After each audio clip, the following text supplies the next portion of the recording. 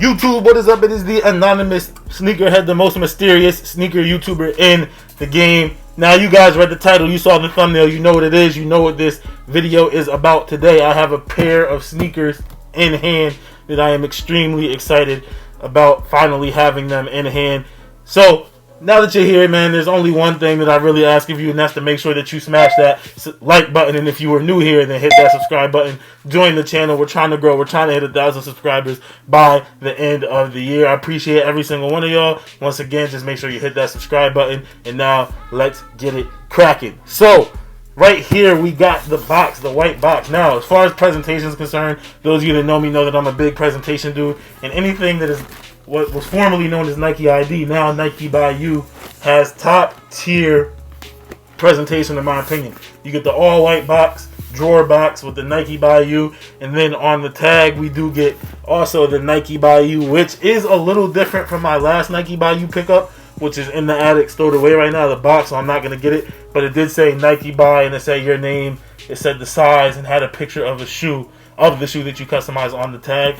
But not too worried about that. Now, one thing that was interesting though, as far as being delivered was concerned, and it may have something to do with coronavirus and everything that's going on, and we do know that Nike has factories all around the world, but it did come in a strange package. Not a strange package, but just a regular looking box. And those of you that know, when you order from Nike, you get the Just Ride Me tape in the tape in the box that tells everybody that you got a pickup from Nike. But that was different about this, but it did say that it came from Lebanon.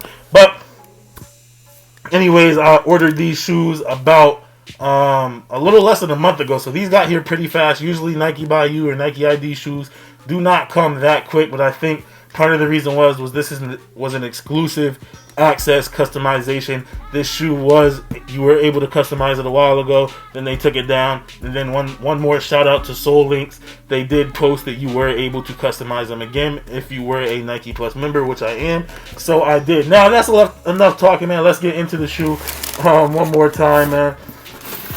So we're just gonna open the box, and just as far as presentation is concerned, you get this really cool wrapping paper. You got your Nike by You, you got a barcode, you got all the different Nike symbols, this, that, and the third. We're gonna pull the paper back, and there she is. I'm gonna take it out. Oh man, matter of fact, I'm gonna take both of them out. There's one. Pull that paper back. There's the other. Let's just look at the paper really quick. So if we're looking at the paper, you guys can see it. You got Nike by You. You got a whole bunch of different Nike branding. What else do we have? Does it say? I don't think it says Nike ID anywhere anymore. You have a bunch of different sneaker silhouettes. Really dope touch to the shoe. Now, man, here they are. Wow, I'm so excited about these. And I was a little worried about them. I'm going to tell you why. But here they are, man. The Nike Air Force One Nike by You with the snakeskin option. Now, the Air Force One low and high and mid is pretty much always an option on Nike by You, but you guys got to keep your eye out for when you could do the snakeskin option. And I've seen a lot of people do a lot of really dope customizations with the snakeskin. A lot of people were making a Dior low looking kind of shoe, kind of like the Dior Jordan 1 that's going to be coming out. They did it with the light gray snakeskin, then they had the dark gray on the swoosh, the white here, leather. Looked really dope. Now, just as far as my thought process when making this shoe, because once again, shout out to Soul Links. I didn't even know how long it was going to be up there. It was going to be up on the website to customize. So when I did my last Nike ID on the React Pressos, I did record myself making them, but I didn't get to record myself making the process here. The first thing that came through my mind is, okay, it's the time to customize the shoe with snakeskin. So boom, obviously I'm going to have snakeskin on there. And this isn't the only color. It had some blue snakeskin. I think there was an orange snakeskin. There was a gray snakeskin. There was a lighter gray and a darker gray snakeskin. A bunch of different snakeskins. And then you have also a bunch of different materials like leather, suede, and a bunch of really interesting colors. So I'm once again really excited to have it in hand. But I didn't get to record myself making it. But let me just walk you through my thought process. So first of all, for those of you that do not know, I am a Cincinnati Bengals fan. And like a terrible Cincinnati Bengals fan, I don't have enough orange sneakers. The sneaker that I have that's mostly orange, with the most orange, you can see it right behind me, is the Nike SFAF1 High in the total orange colorway. It is an absolutely ridiculous sneaker. You can't wear that sneaker all the time.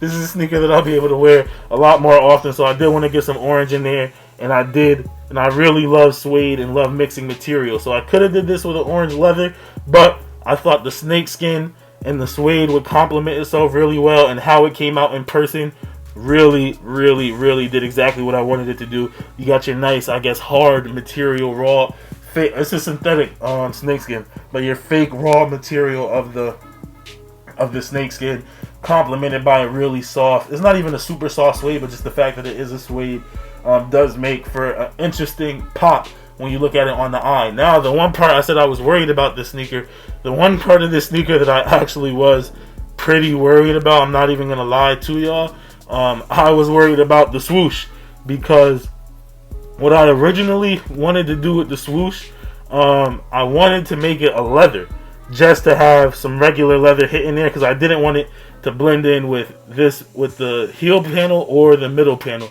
and I wanted it to stand out and be different. I wanted to make it a leather, and I wanted it to be this color, but they didn't have, I forgot exactly what this color was on the sneakers app, but they didn't have this color that I have on the midsole and on the laces in leather. They did have a bunch of other leather options, but the only way I could get it in leather is if I got it outlined with a bone gray snakeskin, and then at that point it would have looked too chunky to me. So I went with the suede. Hold my breath to see what it looked like, and the whole time while the shoe was being made, I was like, man, I should have just made the swoosh this color. But now that I have it in hand, after seeing the pictures of it, I am super excited with how these came out. Definitely gonna get a lot of wear out of these, man. I love Nike by You, and I love the fact that I could buy Nike by You sneakers now. When I was really young, like not paying attention in school, in middle school and high school and computer class, one of the things that me and my friends would do, we would go on Nike ID, in an app called, or a website called Colorware, where you could customize different Beats by Dre's.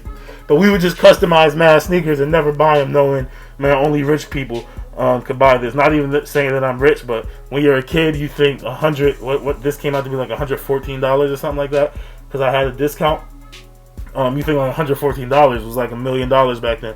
But I'm so excited that I could customize these sneakers now. One thing that I didn't do that I did do on my Prestos is that I didn't put anything on the heel. I just left the Nike Air in that nice little tan-ish colorway. I was going to put something on there. I couldn't figure out what to put on there, and I didn't like how it looked, because it would have only been this lettering. Like, it would have been cool if I could have had, I was thinking of doing Ash for Anonymous Sneakerhead, but it would have just been the ASH, and it would have been the Nike. It would have been, I think it would have been cool if you could customize it and have Nike ASH, kind of like how on those Red Cement 3s you do have the Chicago pair. It would be cool if you could customize with Nike and something underneath, but you couldn't, so I left it how it is.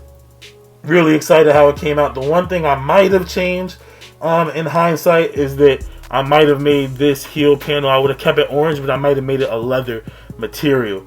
Not a snakeskin, but just a regular leather. I did put a leather sock liner in it to give it more of that premium ride feel, and I gave it a black tongue. I could have gave it this same dark gray snakeskin tongue, but I didn't want to overkill it with the snakeskin, and I do have the snakeskin tab right there with the black Nike Air on it. Super excited about how these came out. I'm going to go lace them up how I want to lace them. I'm going to give y'all an on foot real quick, because these are going to get a lot of wear. One more thing to touch on. Obviously, I did give it a black bottom. Could have gave it a gum bottom. I was thinking maybe do the black midsole, gum bottom, try to match it up there, but it would have been off. So I gave it the black bottom, keep it nice and dark, nice and clean and crispy, and then I did put the black Nike Air on there. But yeah, I'm going to go lace these up how I want to lace them up. I'm going to give you an on foot, and then I will be right back to finish the video.